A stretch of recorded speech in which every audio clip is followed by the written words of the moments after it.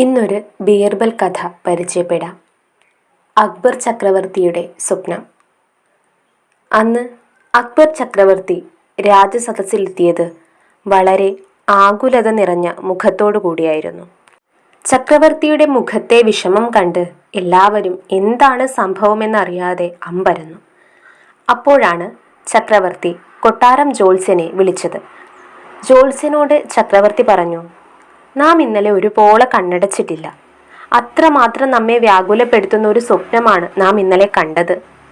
നമ്മുടെ പല്ലുകളെല്ലാം ഒന്നൊഴികെ കൊഴിഞ്ഞു പോകുന്നതായാണ് നാം സ്വപ്നത്തിൽ കണ്ടത്. എന്താണ് ഈ സ്വപ്നത്തിന്റെ അർത്ഥം?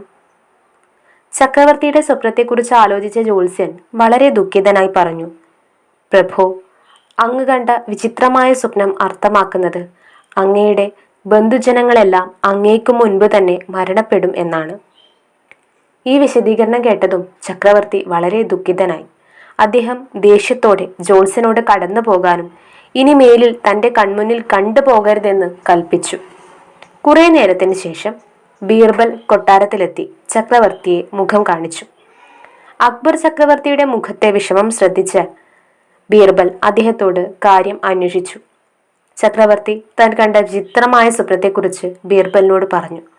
ഉടൻ തന്നെ ബീർബൽ അത്യധികം സന്തോഷത്തോടെ പറഞ്ഞു, ഇതിൽ വിഷമിക്കാൻ എന്തിരിക്കുന്നു പ്രഭോ, അങ്ങയുടെ ബന്ധുജനങ്ങളെക്കാളും കൂടുതൽ കാലം ജീവിച്ചിരിക്കുമെന്നാണ് സ്വപ്നം സൂചിപ്പിച്ചിരിക്കുന്നത്. ബീർബലിന്റെ വ്യാഖ്യാനം കേട്ട് സന്തുഷ്ടനായ അക്ബർ ബീർബലിന് കൈ നിറയെ സമ്മാനങ്ങൾ കൊടുത്തു. ചക്രവർത്തിയുടെ ദുഃഖമെല്ലാം മാറി അദ്ദേഹം പ്രസന്നനായി തന്റെ കർത്തവ്യങ്ങളിൽ മുഴുകി.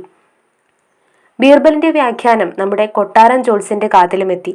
താൻ പറഞ്ഞ കാര്യം തന്നെയല്ലേ ബീർബലും പറഞ്ഞത്?